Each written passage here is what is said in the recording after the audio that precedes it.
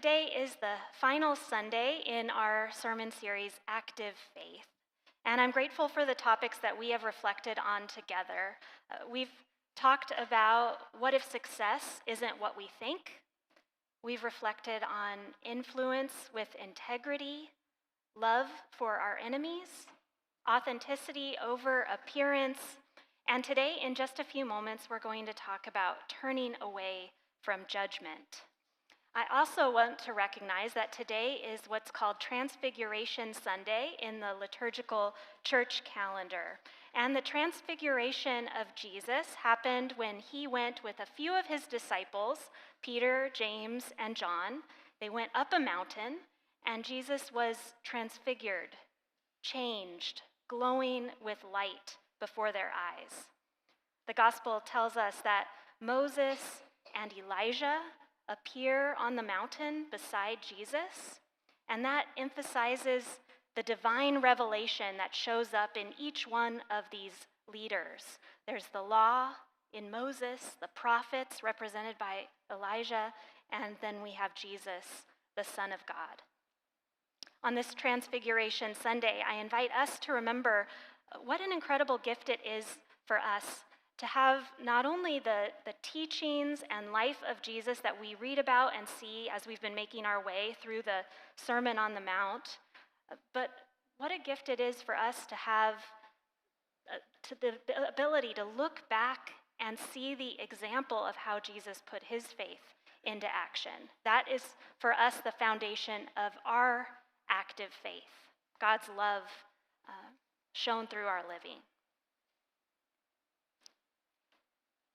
In their book, Speaking the Truth in Love, Ruth Koch and Kenneth Hawk tell this story. They say an old man and his grandson were traveling from one city to another. At first, the boy rode the donkey, but the man heard some people say, "Would you look at that old man suffering on his feet while that strong young boy is totally capable of walking?" So then, the old man rode the donkey while the boy walked.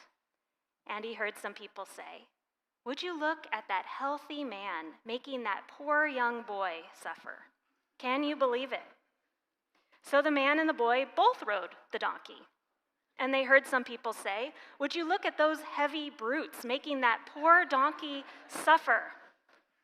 So they both got off and walked until they heard some people say, "Would you look at the waste, a perfectly good donkey not being used?" In the final scene, the boy is walking and the old man is carrying the donkey. And their takeaway is this: no matter what you do, someone can always criticize it. And I would add to that judgment is something that comes pretty quickly and naturally to many of us human beings. There's a pastor in Texas. He serves a United Methodist congregation, and his name is Joseph Yu. And he's reflecting on Jesus' words from Matthew chapter 7. And he says, one of the things I wish Jesus didn't flat out say was, "Don't judge," because I do judge people. And he talks about how that phrase, "bless your heart," was ingrained in him growing up. And at some point, he realized that that was often used as a seemingly nice, socially acceptable way to pass along some judgment. And he knows that the desire to judge others can sometimes feel appealing. And he asks us, he says, that tendency is a defect in the factory settings of humanity and not just me, right? We know he's not alone. It can be hard for us to turn away from judgment. Now, knowing us and loving us, Jesus teaches those who would follow him, "Do not judge, so that you may not be judged. For the judgment you give will be the judgment you get, and the measure you give will be the measure you get." Just as Jesus does elsewhere when he's talking about forgiveness and mercy and grace, he reminds his followers to treat others the way they want to be treated. And then Jesus uses rhetorical questions to tell us a parable. He says, "Why do you see the speck in your neighbor's eye, but do not notice the log in your own eye? Or how can you say to your neighbor, 'Let me take the speck out of your eye,' while the log is in your own eye? You hypocrite," Jesus says. "First take the log out of your own eye, and then you will see clearly to take the speck out of your neighbor's eye." The kind of active faith that Jesus has in mind for us is not a frantic activity trying to fix everybody else. You know, we've been watching the Winter Olympics in my house. I'm sure many of you have as well. What incredible stories of incredible athletes who have persevered through so much. Their stories give a lot of hope. And, you know, the judges in the Olympics, they have a lot of skill and knowledge themselves. They have an important job to do. But I am reminded today that Jesus is not asking us to be the Olympic judges of other people's lives. No. The kind of activity that Jesus calls us to in a life of faith is to prioritize self-reflection, honesty, and humility. The theologian Dietrich Bonhoeffer writes about this when he says, "How easy it would have been for the disciples to adopt a superior attitude, to pass unqualified condemnation on the rest of the world, and to persuade themselves that this was the will of God." And you know, it might be real easy for us to make that same mistake. When have you experienced being judged by others? How did that experience shape your understanding of mercy, empathy, or forgiveness? Where do you notice judgment showing up in your own life? Are there particular groups or people or situations where you are quicker to notice the speck than to examine your own heart? Jesus knows how tempting it is for us to pass judgments and to claim that God is on our side. But Jesus also knows that the world does not need more judgmental people. God doesn't call us to go around doing that. What the world needs and what God calls us to is to be people of love instead. Bonhoeffer writes, "When we judge other people, we confront them in a spirit of detachment, observing and reflecting, as it were, from the outside. But love has neither time nor opportunity for that." Recently, the singer Lady Gaga, she covered a song from Mr. Rogers' Neighborhood. Maybe you remember when he sang "Won't You Be My Neighbor?" She does a beautiful cover of it. For copyright reasons, I can't just play it for you, but the link is in the description of this YouTube channel. So I invite you to listen to it. It's beautifully done. And it's a heartfelt prayer, I would say, for how the world might come together across differences and be neighbors and be kind. Many of you know that Mr. Rogers was both a pastor as well as a TV personality. He knew that kindness and love are greater than their opposites. And I'm really grateful for artists and leaders who continue to remind us of that today. Now, as we've been talking about judgment this morning, maybe some of you are thinking, like I was, wait a minute, I can understand that hypocritical judging is harmful, and I can understand that sometimes we are unable to even see our own hypocrisy. We do not know what we do not know, and we are all fallible human beings. We all need God's grace. But is there a difference between judgment and justice seeking? Is there a difference between judgment and standing up for what's right? There's a New Testament scholar whose words I deeply appreciate. Her name is Amy Jill Levine, and she makes this clarification. She says, Jesus is not saying that we should become bystanders or that we should not seek justice. He is also not saying that we should park our ability to discern the good from the bad at the baptismal font. She goes on to say, Jesus is calling us to put first things first. Rather than judging others for the purpose of condemnation, we are better off attending to our own blind spots. As we seek to put our faith into action, hypocritical judgment and a lack of self-awareness that makes us feel superior to others cannot stand. Love calls us to continually be on a path of prayerful self-reflection, but not self-obsession. Love calls us to have a deep gratitude for God's grace toward us, unearned, undeserved, and a commitment to share that grace with others, seeing God's love and grace impact the world and the systems and the circumstances around us.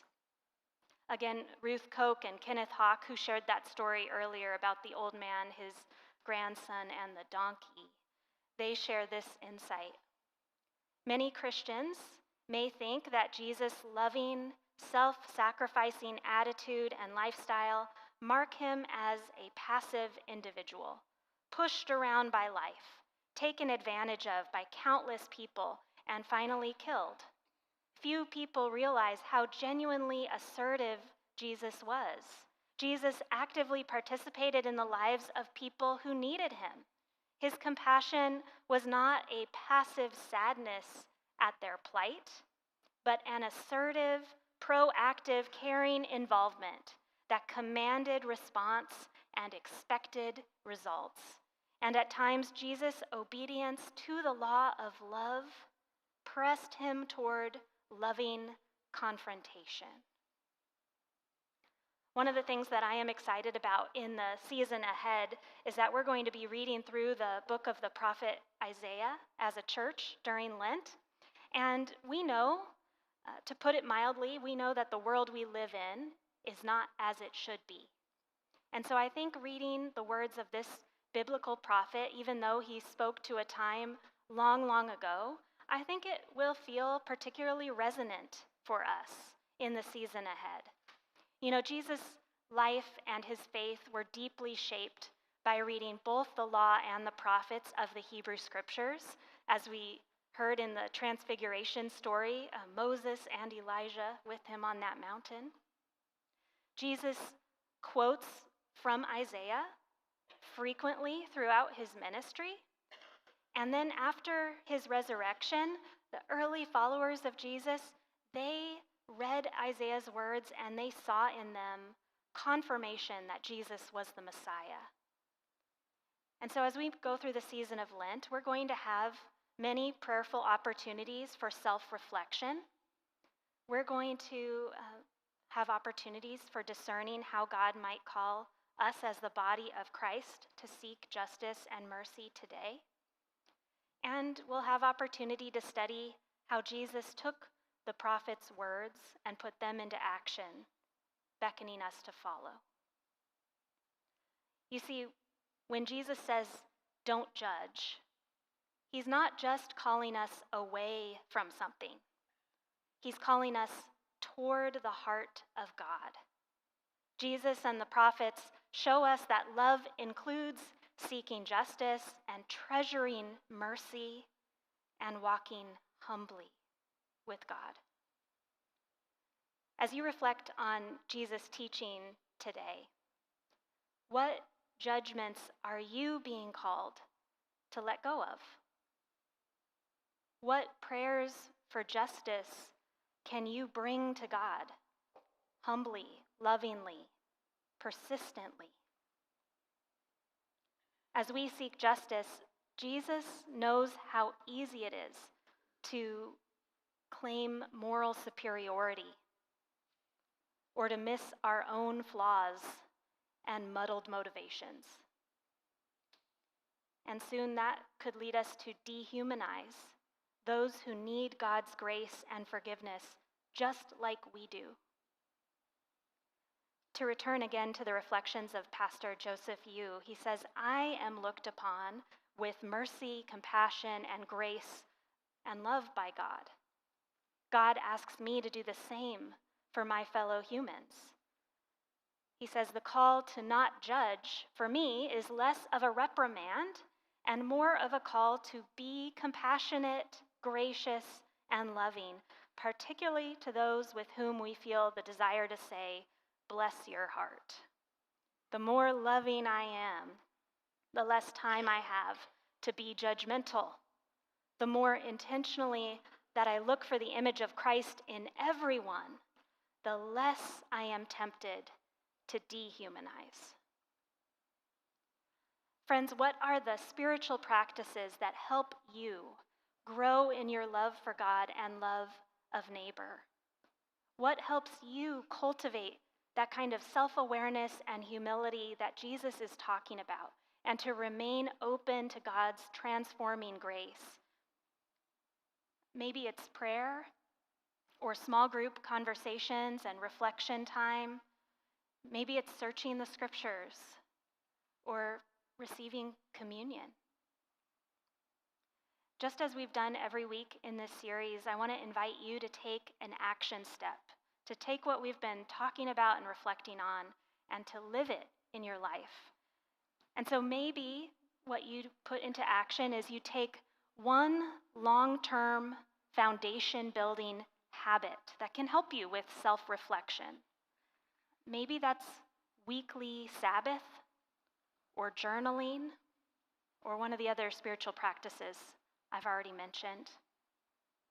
I want to invite you to sign up for the Isaiah Lenten study. I think it'll be a meaningful way that we put our faith into action as a community. And I am so appreciative that when we started this Active Faith series, that was the first day we handed out the Food on the Fourth bags to support our neighbor's pantry, and we're closing our series in exactly the same way, handing out those Food on the Fourth bags. Put anything on that list in there. Anything you give will be a gift and will go to support hungry families in our community. It's a way to put our faith into action. An active faith calls us to put love and the grace of God into practice day by day. And so may it be so for you and for me, and one day for the whole world. Amen.